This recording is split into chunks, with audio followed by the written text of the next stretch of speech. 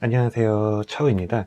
자, 오늘은 이런 얘기를 좀 해보려고 해요. 지금 한창 이슈가 되고 있는데 아마 이 분야에 관심이 없는 분들은 이게 이런 이슈가 있는지도 모르실 거예요. 이게 어떤 거냐면 그 에어소프트건의 그런 법적 규제에 대해서 한번 좀 이야기를 나눠보려고 해요. 근데 사실 이 부분은 제가 방금 전에 말씀드렸다시피 이 분야에 관심이 없는 분이라면은 그렇게 크게 이게 지금 뭐 문제인가? 이렇게 뭐 생각을 하실 수도 있을 텐데, 그 부분에 대해서 간단하게 뭐 제 생각을 이야기해 보려고 합니다.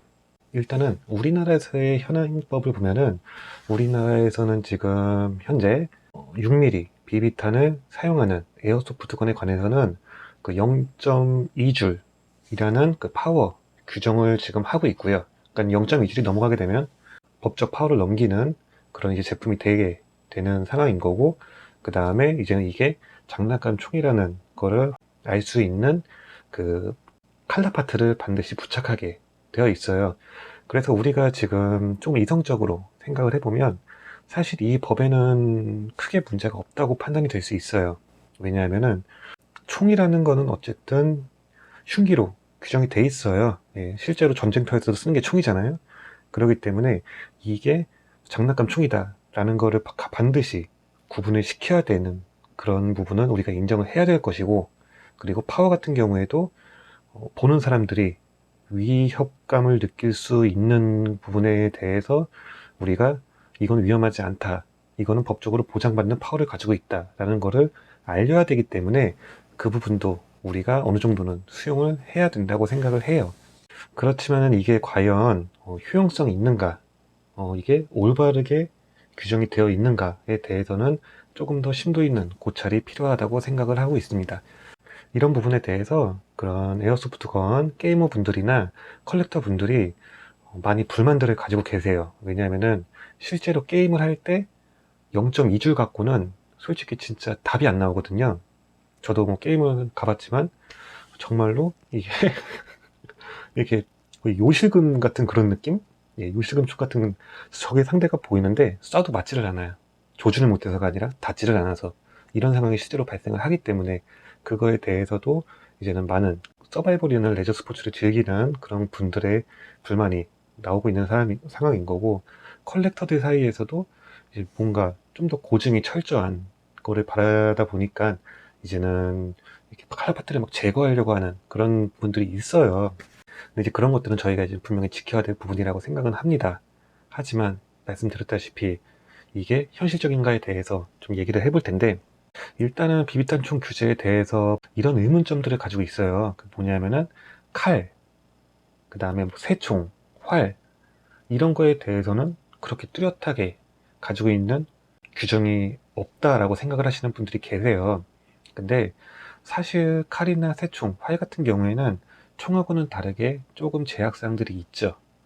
칼이나 새총, 그리고 활이 좀 더 파괴력이 세고 정말 사람을 죽일 수 있는 그런 용도로 사용이 될 수 있겠지만, 가지고 있는 근거들이 뭐 방아쇠가 없다는 점, 그리고 이제는 다시 장전을 할 때 시간이 오래 걸린다는 점, 그리고 이제 뭐 칼 같은 경우에는 날아가는 게 아니죠. 딱 근접돼 있는 그런 부분에서만 사용이 되는 것들이죠. 이제 그러다 보니까는 그런 부분에 대해서는 좀 비빈탄총하고는 다르게 규정이 적용이 되고 있는 걸로 제가 알고 있어요. 그렇게 알고 있는데, 그러다 보니까는 새총 같은 경우에도 이게 방아쇠가 있는 새총은 저는 규제가 들어가 있는 걸로 알고 있거든요. 그리고 우리나라에서 활은 인터넷에서 그냥 바로 살 수 있지만 석궁은 아마 파는 거를 보신 적이 없을 거예요. 그 앞에 이제는 뾱뾱이 있는 그 석궁은 판매를 하는데 실제로 사격이 가능한 그런 석궁은 구매가 안 되는 걸로 알고 있어요. 석궁도 방아쇠가 있죠. 그렇게 알고 있는데 비비탄 총은 플라스틱이고 정말 그 플라스틱 총알이고 장난감 총인데 그런 것과는 너무 다르지 않느냐, 이런 얘기들을 많이 합니다. 근데 여기서 조금 짚고 넘어갈 될 부분이 있기는 한 것 같아요. 그게 뭐냐 하면 이 0.2줄에 이상 되는 그런 비비탄 총이 위험하냐 위험하지 않냐로 접근하는 게 아니라 위협이 되냐, 위협이 되지 않냐의 문제로 접근을 해야 되는 부분도 있다고 생각을 하거든요.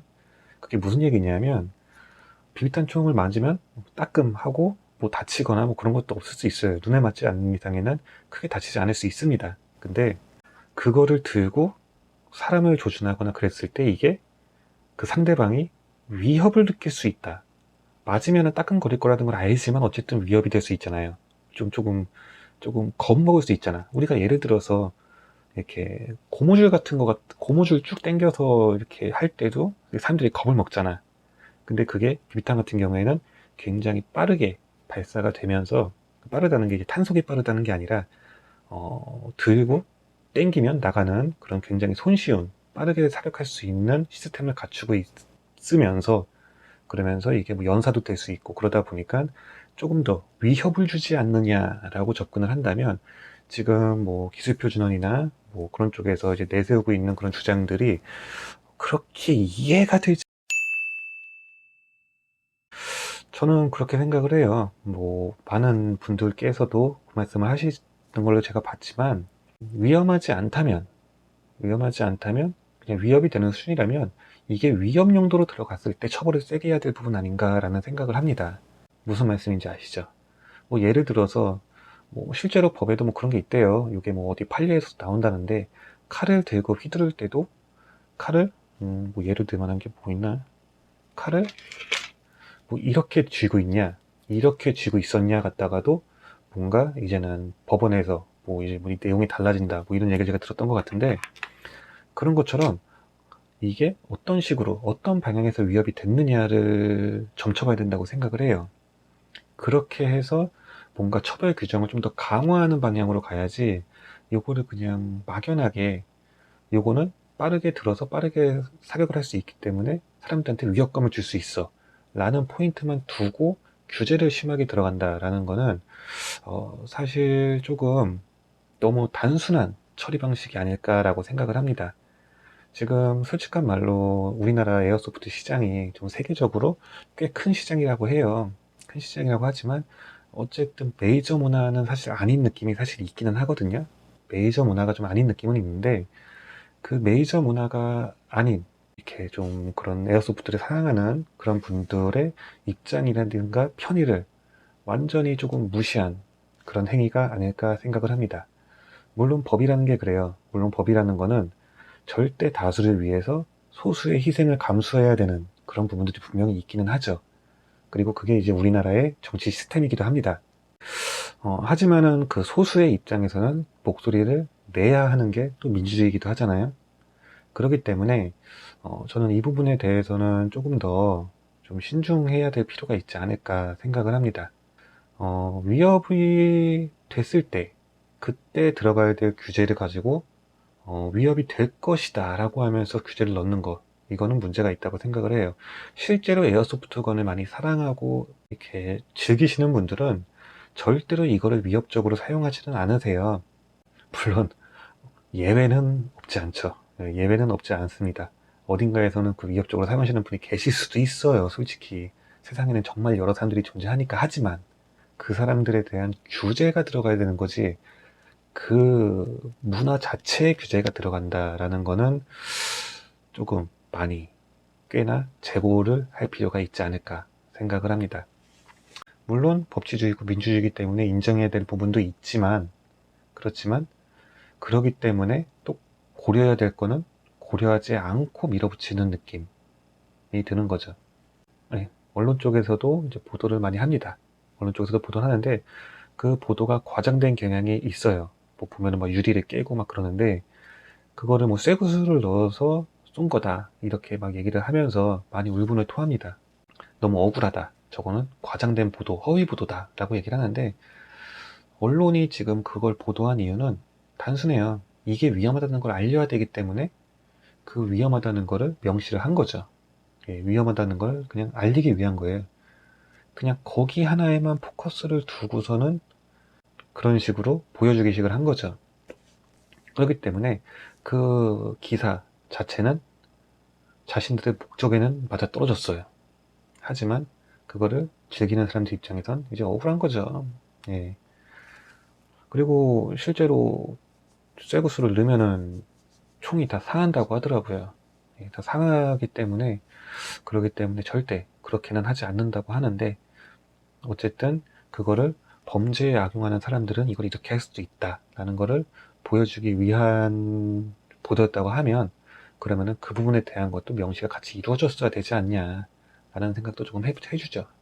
뭐 예를 들면은 지금 이거는 뭐 6mm짜리 쇠구슬로 테스트를 해본 것이다, 이렇게 깨진다, 이거는 그렇기 때문에 위협이 될 요지가 있다, 이런 식으로 보도를 했으면은 있는 정보를 전달을 한 건데, 근데 이제 그런 내용은 빠져 있고 그냥 쏴서 뭐가 깨지는 장면만 나오니까, 그러니까 플라스틱 비비탄이 저렇게까지도 나갈 수 있구나 라는 걸로 사람들이 이해가 된 거죠. 이런 부분들도 안타깝게 생각은 합니다. 세계적인 추세가 그래요. 세계적인 추세가 지금 중국 같은 경우에는 지금 수정탄, 고무탄이 지금 대세가 되고 있죠. 대세가 되고 있고, 일본 같은 경우에는 일주일까지 우리의 5배죠. 우리 파워 5배가 허용이 되는 대신에 메탈로 된 총기는 못 만드는 걸로 알고 있는데, 그것도 뭐 풀린다는 얘기가 있는 것 같더라고요. 그리고 뭐 어디는 2줄, 뭐 태국은 20줄, 뭐 이렇게 얘기를 합니다. 근데 일주일까지도 허용을 못 해주는 이 비비탄 총에 대해서 우리에게 뭔가 공격이 들어왔을 때, 그때 감정적으로 야 이건 말이 되냐, 이건 좀 아니지 라고 생각을 하기보다는 왜 이런 공격이 들어왔는가를 좀 객관적이고 냉정하게 우리가 좀 분석을 해보고, 그러고 나서 대응 방법을 생각해야 된다고 생각을 해요. 그렇기 때문에 이 비비탄총이 위협이 될 수 있는 요소로 작용이 된다는 점, 이거 하나만으로도 사실 저쪽에서 가지고 있는 주장에는 근거가 되는 거고, 우리는 그거에 대해서 야 말도 안 돼, 뭐 칼은 되는데 뭐 새총은 되는데 뭐 활은 되는데 뭐가 간데 뭐가 한데 할 게 아니라, 위협을 준 그런 사람에 대한 철저한 규제로 가야 된다고 생각을 하죠. 위협이 되는 행위를 했다, 뭐 예를 들어서 공공장소에서 꺼냈다든가 이걸 범죄에 악용했다든가 뭐 이런 부분에서 사용을 했다고 하면은, 그거는 철저하게 굉장히 강력한 법적 제재로 들어가야지 그게 맞는 것이라고 생각을 합니다. 오늘 영상 여기서 주기록 할게요. 구독과 좋아요 잊지 마시고요. 다음 영상에서 또 찾아뵙도록 하겠습니다. 감사합니다. 뾰로롱.